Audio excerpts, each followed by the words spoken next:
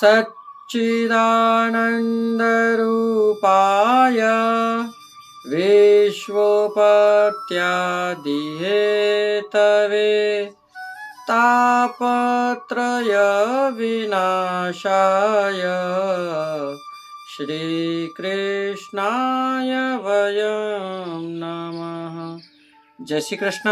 राधे राधे। जय श्री वल्लभ प्रियजनों, दास का प्रणाम स्वीकार करें। दास उपस्थित है आज आपके सामने पुष्टि लहर यानी पुष्टि प्रश्नोत्तरी को लेकर। पुष्टि प्रश्नोत्तरी प्रारंभ करने से पहले दास आपसे नित्य की तरह आज भी निवेदन करेगा कि हमारे चैनल को प्रिय वृंदों शेयर करिए। आप जितना इसे शेयर करेंगे, जितने आपके और हमारे सनातनी परिवार में सदस्य जुड़ेंगे, उतना ही लाभ प्राप्त वह भी बेचारे कर पाएंगे जो पुष्टि मार्ग से अनजान है, विमुख हैं। वह भी पुष्टि मार्ग में आने की चेष्टा करेंगे। यदि आपके और हमारे कहने से सिर्फ 2 वैष्णव या 3 वैष्णव भी पुष्टि मार्ग में आ गए तो इसका लाभ कितना प्राप्त होगा ये आप और हम सब जान सकते हैं। चलिए पुष्टि प्रश्नोत्तरी प्रारंभ करते हैं। आज का पहला प्रश्न, वसंत पंचमी के 40 दिन क्यों होते हैं? तो कहा जाता है कि वसंत पंचमी को 40 दिन यानी वसंत पंचमी से और डोल उत्सव के बीच जो 40 दिन का गैप होता है वह 10 दिन तो होता है वसंत का, उसके बाद के 10 दिन होते हैं धमार के, उसके बाद के 10 दिन होते हैं फाग के, उसके बाद में जो 10 दिन होते हैं वे होते हैं होली खेल। इस प्रकार वसंत में 40 दिन वसंत से और डोल उत्सव तक के बीच आते हैं। अगला प्रश्न, श्री महाप्रभु जी ने गदमंत्र की प्राप्ति कब करी थी? श्री महाप्रभु जी को गदमंत्र की प्राप्ति श्रावण सुद एकादशी को हुई थी। ये वही एकादशी है, पवित्र एकादशी। अगला प्रश्न, श्री विट्ठलनाथ जी के स्वरूप की लीला की भावना क्या है? तो जो विट्ठलनाथ जी यानी कि जो द्वितीय स्वरूप है उस स्वरूप की भावना है महारास, जो जल क्रीड़ा और क्षीरहरण लीला का स्वरूप है। अगला प्रश्न, श्री महाप्रभु जी को सन्यास की दीक्षा किसने दी थी? तो नारायणद्र तीर्थ ने महाप्रभु जी को सन्यास की दीक्षा दी थी। श्री महाप्रभु जी के सिवाय कितनी बैठक हैं? तो श्री गोसाई जी के 7 लाल जी, हरिराय जी, श्री दामोदर दास हरसाने जी, ऐसे कुल 58 बैठक। श्री महाप्रभु जी की 84 बैठक, 84 और 58 टोटल 142 बैठक है।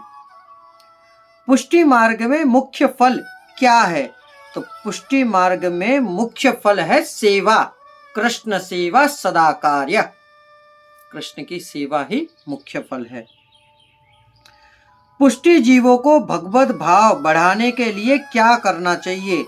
तो पुष्टि जीवों को भगवत भाव बढ़ाने के लिए पुष्टि प्रभु के महात्म्य को जानने की और सेवा करनी चाहिए।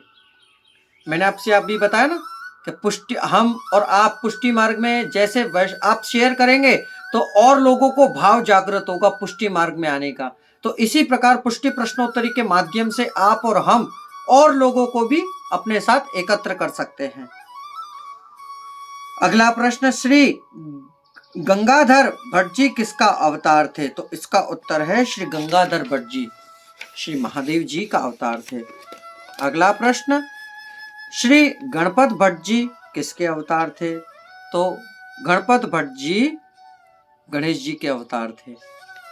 अंतिम और आखिरी प्रश्न, आपके घर में जैसे मिश्री भोग के ठाकुर जी विराज रहे हैं या अनसकड़ी के ठाकुर जी विराज रहे हैं या कैसे भी ठाकुर जी, अनसकड़ी, सकड़ी, मिश्री भोग, दूधगर जैसे भी ठाकुर जी आपके यहाँ विराज रहे हैं, तो उन्हें जगाने की रीत कैसे होनी चाहिए?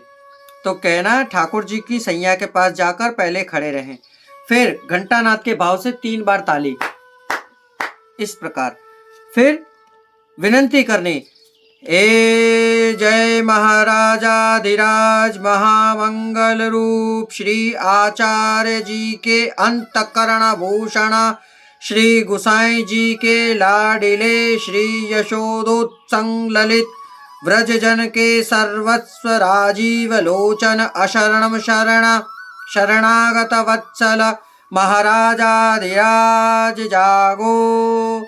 इस प्रकार ठाकुर जी को जगाना चाहिए।